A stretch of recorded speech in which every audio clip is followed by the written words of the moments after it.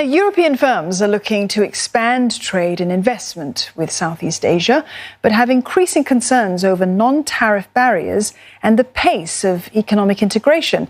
According to the latest EU-ASEAN Business Sentiment Survey, which tallies European businesses, 88% of those surveyed expect to increase their businesses in ASEAN over the next 5 years. Now, that is up from 75% in the year 2018. 73% also expect profits in ASEAN to rise this year.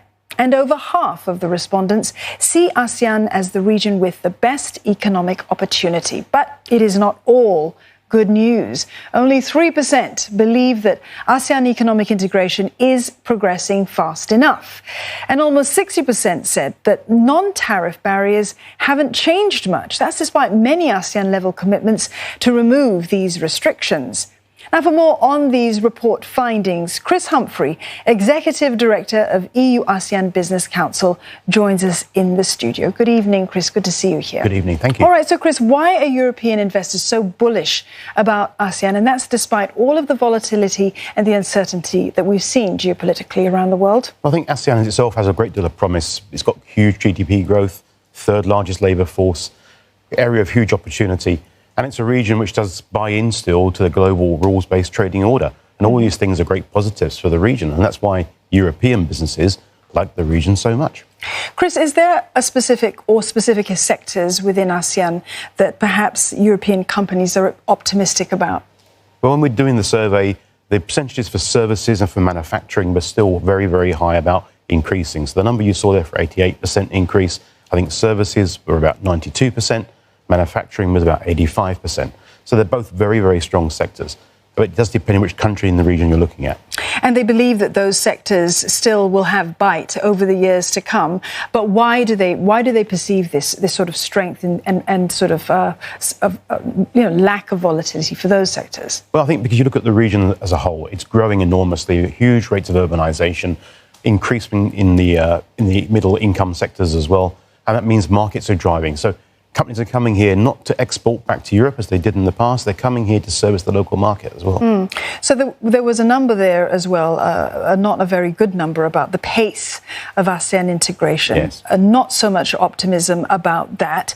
Why? I mean, has that affected investor confidence? And what's behind that sort of negativity? Well, for the first time this year, we're seeing that the reasons for wanting to invest more is no longer economic integration in ASEAN. It's more domestic policy issues in each individual ASEAN country. And so the 3% number which you had on your screen just now, that's actually a big drop over previous years. Right. I think businesses from Europe are now losing faith with the AEC process as a whole. And they're seeing an increase in non-tariff barriers in the region, not a decrease as been promised. And harmonisation across the region just isn't happening. So why the concern over those non-tariff barriers? Well, because non-tariff barriers are harder to navigate. With tariffs, you know what you're going to do. You're going to pay the money and that's it. With non-tariff barriers, you don't really understand them. The rules come along. They're often come along overnight. And we've seen an increase of 50% in non-tariff measures in ASEAN over the last 4 years. There's now 9,500 of them compared to 540 in Europe. Right. And have we seen specific examples of that? Well, they come in very many different forms. Some of them come in the forms of restricting exports. Some come in the form of price controls. Many of them are around perhaps labelling issues and restrictions on local content as well. What do you foresee, Chris, in regards the main challenges that ASEAN businesses might come against when it comes to the European nations sort of coming over and investing here? Well, European businesses here have got a long, long history, and we come to invest, and we invest in local communities, and we invest in supply chains. So you'd also seen elsewhere in the survey a big number of European firms using regional supply chains. So we're coming here as partners for the region. So local businesses have nothing to fear, actually, from European companies coming in.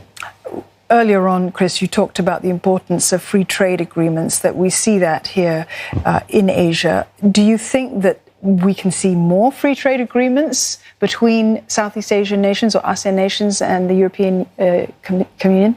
Well, certainly we at the Business Council hope that will happen. Our members hope it will happen. It's borne out in the survey as well of European businesses. We think the pace of discussions between Europe and Southeast Asia is far too slow. We've only got Singapore and Vietnam now. We need more bilateral deals and ideally a region-to-region deal.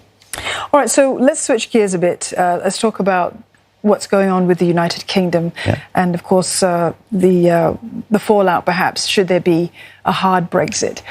The ASEAN region is one of the fastest growing in the world. It'll be the world's fourth largest economy in not too many years from now. But how could businesses perhaps mitigate risk from a hard Brexit, should there be one? Well, I think they need to look at the longer term issues around Brexit. In the short term, of course, the pound will probably fall in value. That may make the UK more attractive as an investment location for them. And they may want to look instead of perhaps investing into the rest of Europe rather than the UK. If they're trying to trade with the whole of the European Union, that might make more sense for them. But they should be taking a long-term view of all of this. And perhaps even looking into the growth of e-commerce in this region as well, and the potential that that has. Well, exactly. I think the digital economy in Southeast Asia has huge potential, as long as the region can get things right. And that means they need to work on things like data localization and data flows and the infrastructure to support it as well. Yeah, we all want that smart nation status. Absolutely. Chris, thank you very much for coming into the studios to share your thoughts with us on that. That was Chris Humphrey. He is Executive Director of EU-ASEAN Business Council.